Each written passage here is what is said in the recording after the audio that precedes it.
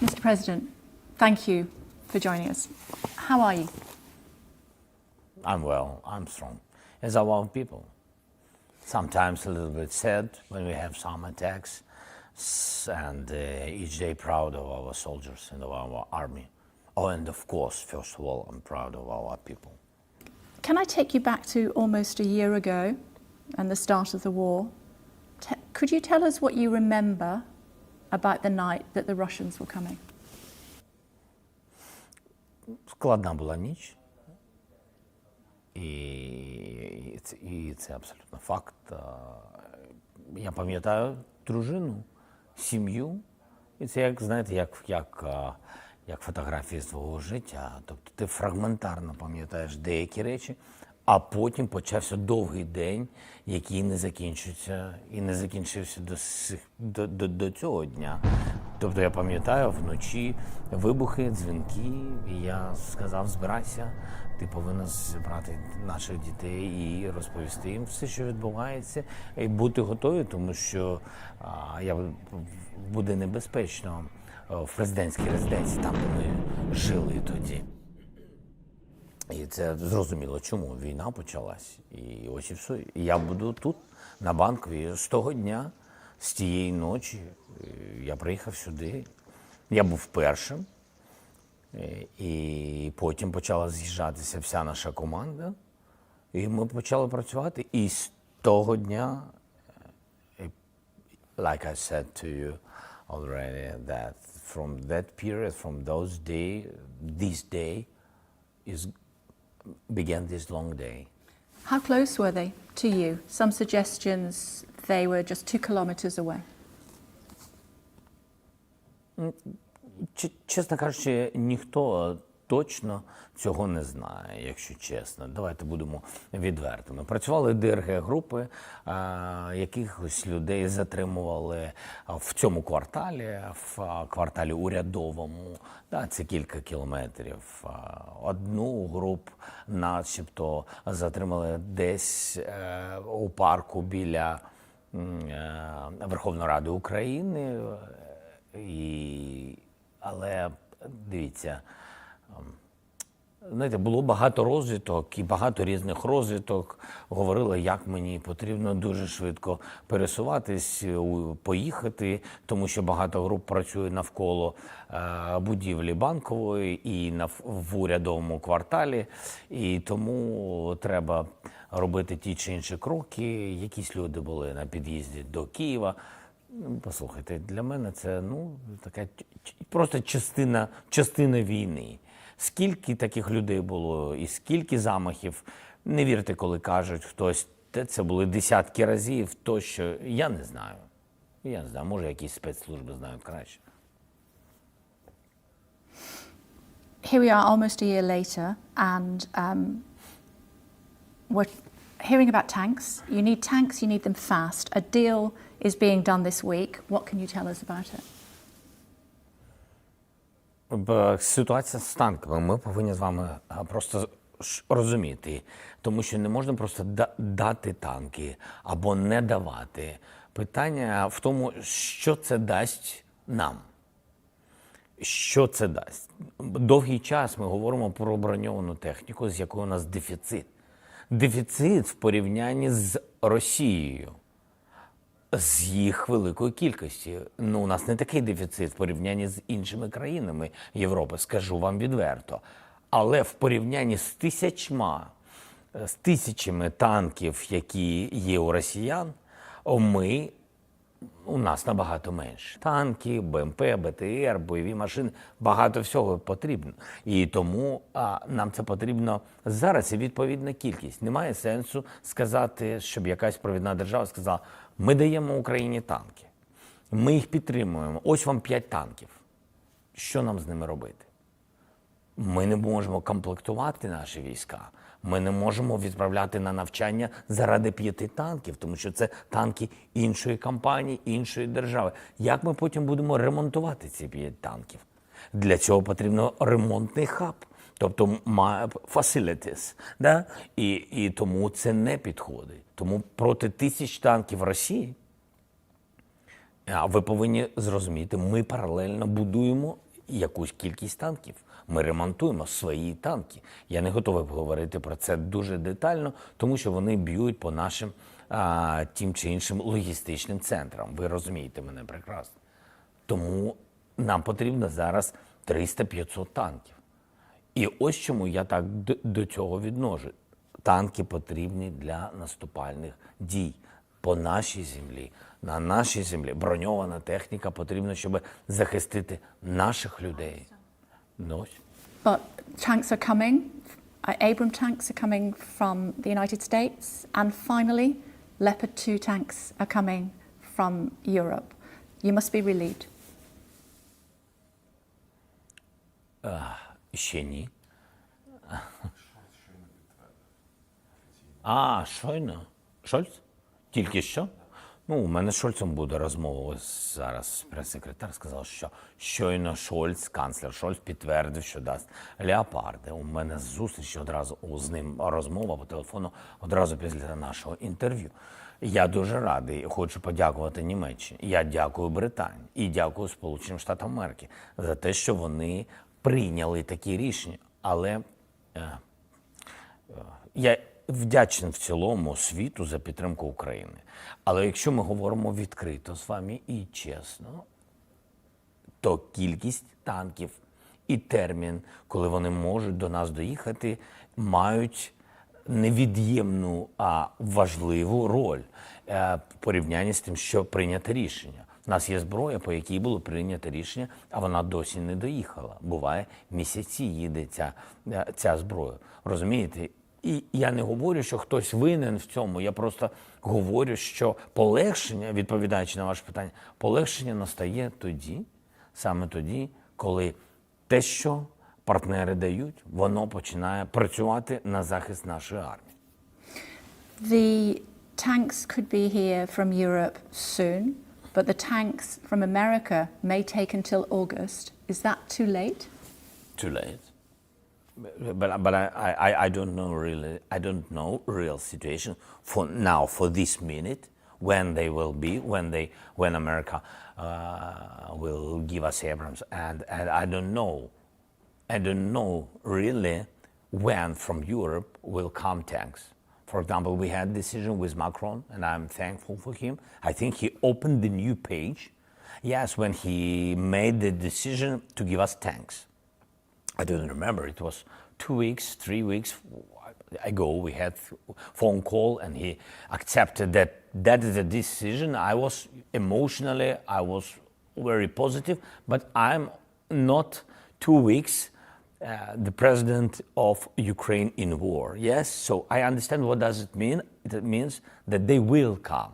And still, we didn't get them, of course, because training missions and it's a, you know, that's why, who knows when the tanks, for example, Leopard 2, will be in Ukraine. Who knows it? Nobody knows. For today. Of course, we'll know in some, days, in some weeks, but totally, that is the big problem. Do you understand Germany's reluctance up till now to let you have Leopard tanks?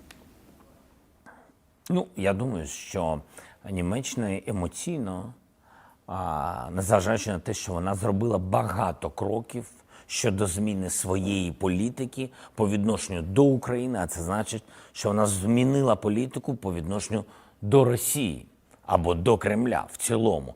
І вона почала з Air Defense системи, і я їм дуже вдячен. Це був прорив для нас. І багато різної іншої техніки. Але емоційно, мені здається, вони ще мають той чи інший зв'язок з Російською Федерацією, що німецькі танки, і це начебто наступальна зброя тощо. Хоча ми багато разів про це говорили, що ми маємо право наступати на нашій території. Абсолютне право. Ми не воюємо на території Росії, бо ми не зацікавлені. Ну просто у нас немає зацікавленості в цьому, тому що війна, де б це не було, це втрачання людей. Для мене люди номер один. Тому я не хочу воювати на території Росії. Я хочу, щоб швидше вони припинили війну і швидше вийшли з нашої території. Це точно, це остаточно. Якщо їх не буде на нашій території, війна закінчиться. Ось і все. Тому що люди важливі. Is it fair to say? І тому німці, I'm sorry, тому німці вагаються, що це наступальна зброя. Вагатись не треба, не потрібно, і не потрібно цього боятися. Але тут є ще раз той нюанс. Якщо ти вирішив надати вже нам танки, я тобі вдячен. Ми всіх працювали над тим, щоб німці погодились. І нехай просто сприймуть словами і дуже по-чесному. 5, 8, 10 танків, вони не вирішують питання на полі бою. Тому що це не політика, і ще раз, це про конкретні результати на полі бою. Would it be fair to say, Mr. President, that emotion from Germany has cost lives in Ukraine? This war, and who takes our lives, especially Russians, it's not Germany.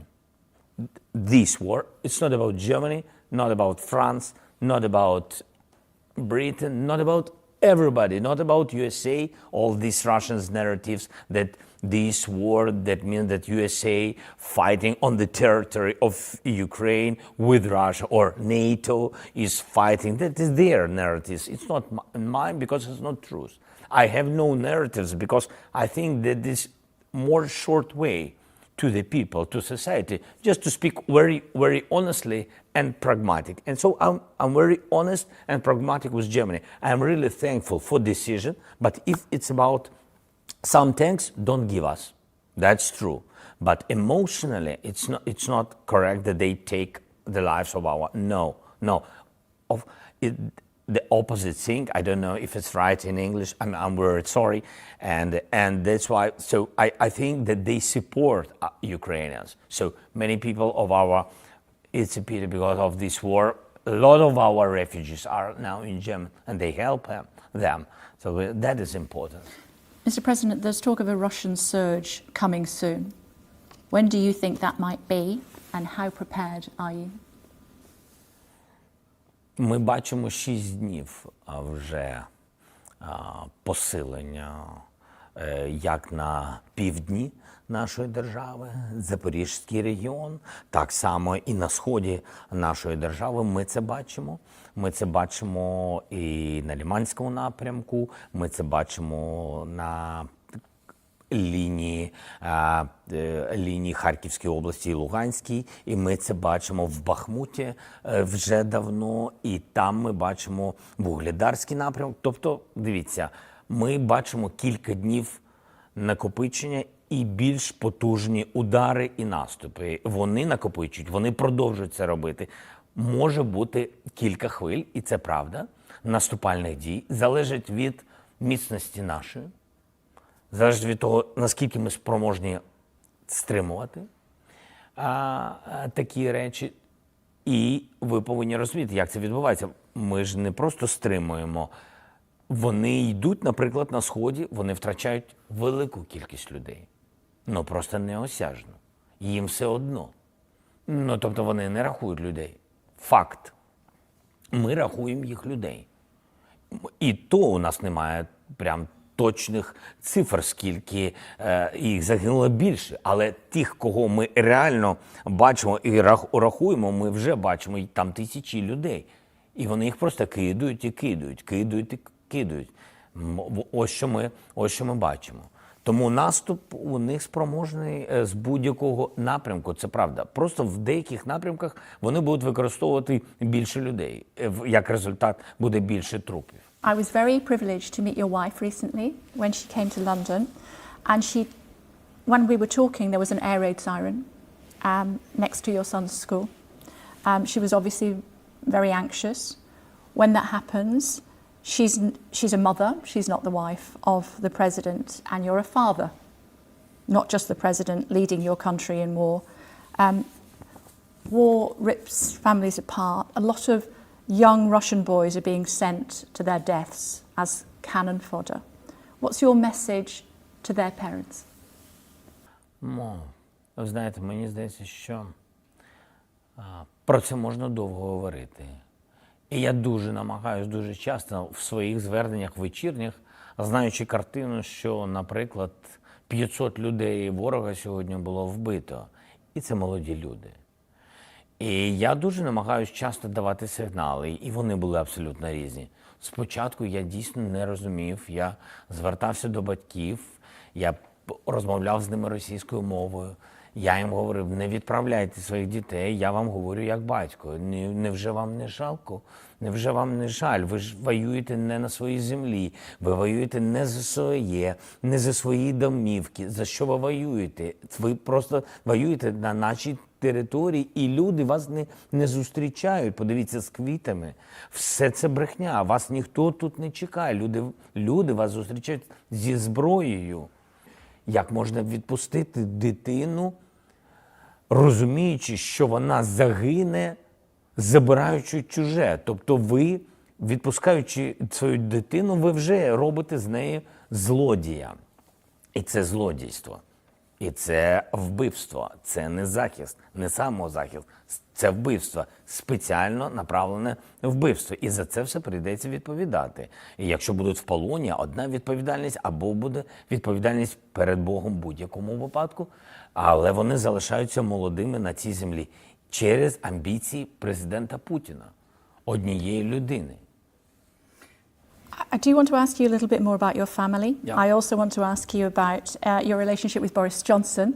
But before that, may I ask you about peace talks, Mr. President? Under what circumstances would you consider peace negotiations?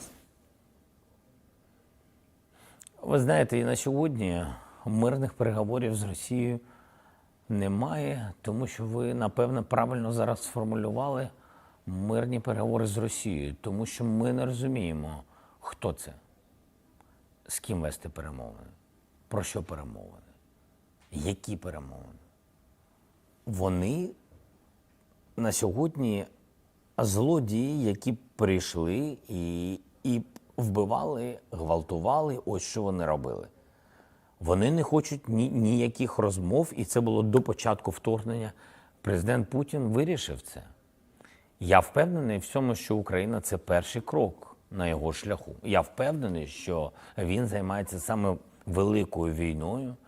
І те, що весь світ сьогодні допомагає Україні, а він думає не про це. Він думає, зараз не виходить в Україні, але ми почекаємо, світ не буде об'єднаний, всі втомляться, а я піду далі. Але після України будуть далі, будуть інші держави, якщо ми не зможемо стримати. Я вважаю, що ми зможемо, нам допоможуть, і ми їх переможемо. Я вважаю, що він в іншому інформаційному полі живе і не зовсім розуміє, що відбувається у нас на полі бою. Ось що я вважаю відбувається. Тому і роки до цього він не хотів ніяких перемовин. Він просто, вибачте, морочив голову, як це сказати. Йому вони не потрібні, бо він не хоче миру. Він може затягувати процеси.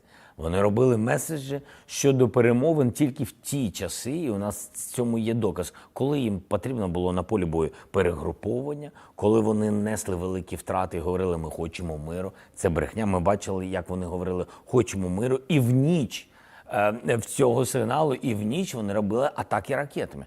І це докази. І вони всі є, і все це зафіксовано. Тобто у нього немає цілі.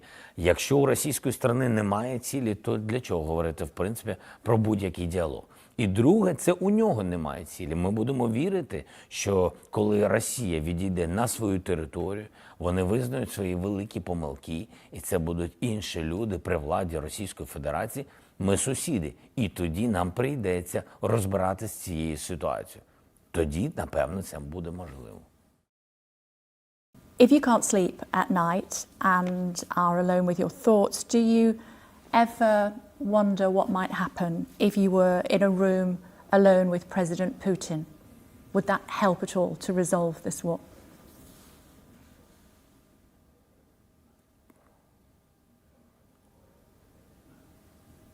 It's not interesting for me. Not interesting to meet. Not interesting to speak. Why? Because we had meeting with him in Normandy format. It was before the full-scale invasion. I saw the man who said one thing and then did another. So for me, I can't understand, is it his decisions or somebody else? So for what meet? To meet what? To shake hands? Don't interesting. To speak? Don't interesting. I really don't understand who really make decisions in Russia.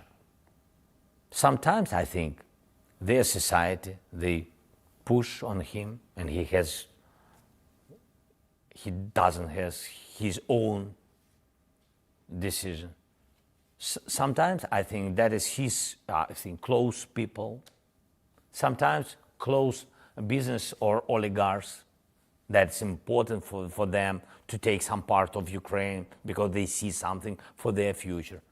So with whom I'm speaking? Not interesting. From the moment I was interested in, after 2014, when they occupied our territory and occupied Donbass, I was interested in, when I became the president, to see him, to meet with him, to have decisions, to deoccupy our territory by diplomacy. I was interested in.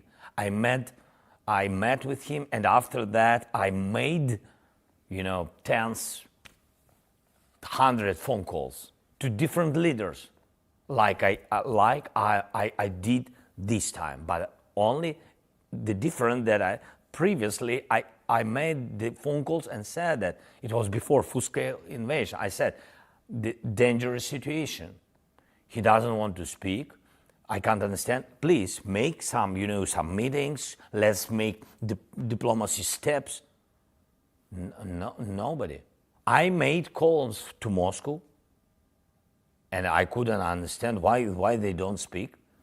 Is it too late now? Too late? Not interesting. Who is he now? After full-scale invasion, for me, he's nobody. Nobody. No decisions with him. Not interesting. Somebody who is a somebody to you is Boris Johnson. Would you like to see him have an official public role as a UK envoy to Ukraine? Embassy. He will be ambassador from Britain in Ukraine. With pleasure. With pleasure. He's a good guy, and I'm not sure that he's ready for such status because. No, but who knows? I mean that with pleasure, really. How would you feel if he ran again to be Prime Minister? Would he get your support?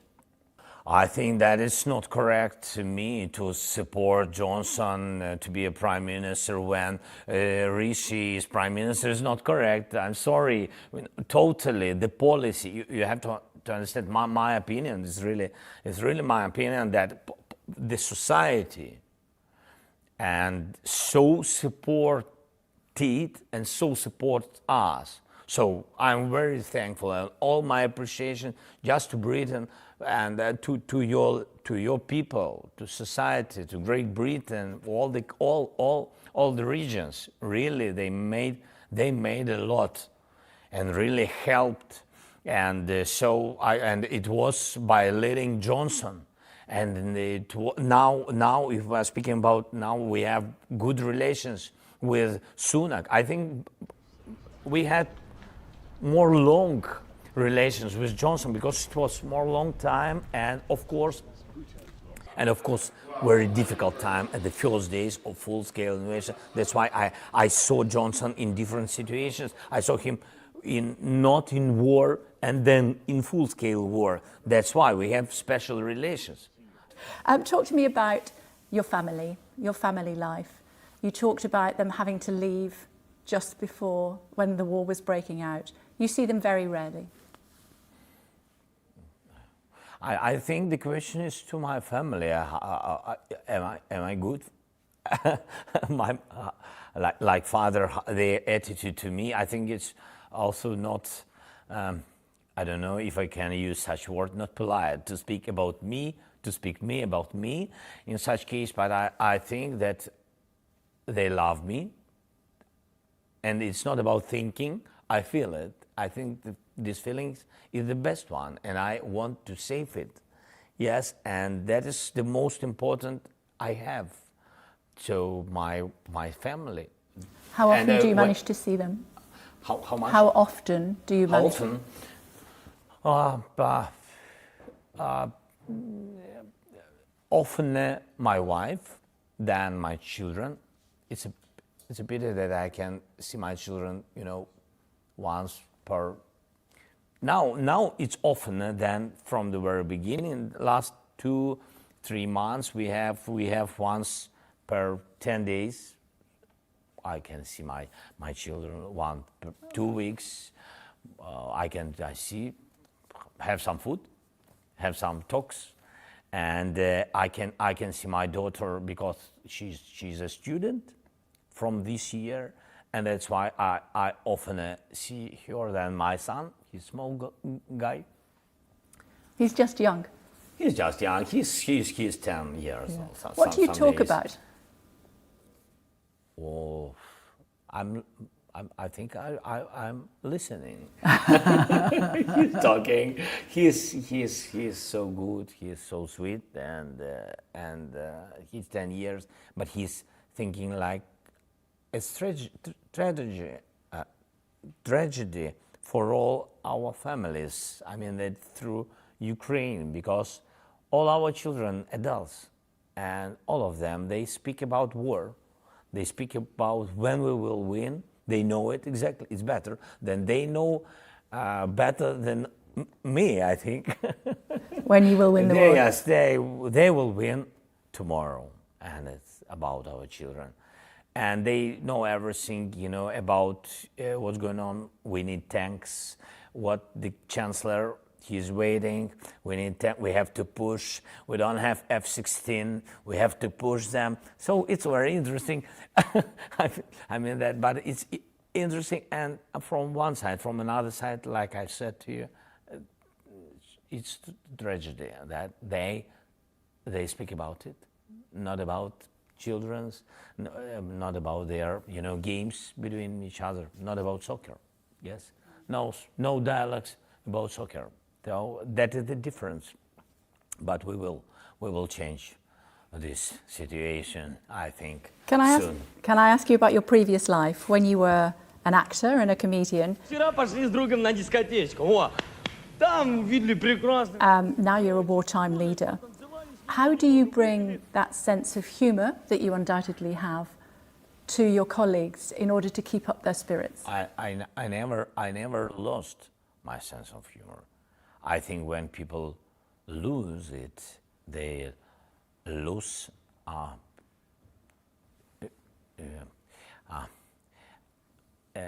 адекватність, як сказати. The state of mind, the sober state of mind, yeah. I think so. Yes, you have to concentrate and be very serious, not during months.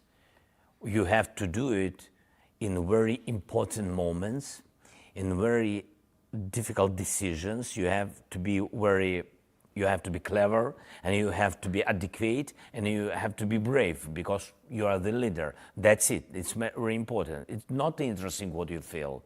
You have to do it, and you have to change. If you feel that you can't, you have to change very quickly. Not to run, stay, change, and make decisions. That is very important, and very important to make decisions quicker than enemy. That is very important. Not to think. It's not about philosophy or something like this. You have to make decisions. I think that is steps to the big victory. Small steps, small victorious steps, small steps each day. Each day you have to wake up and think what we'll do today to make this victory closer. That is very important, and that's why. But to be adequate, you have to sometimes, yes, in the night, have some, 15 minutes to think about, to speak with children by phone, something like this, to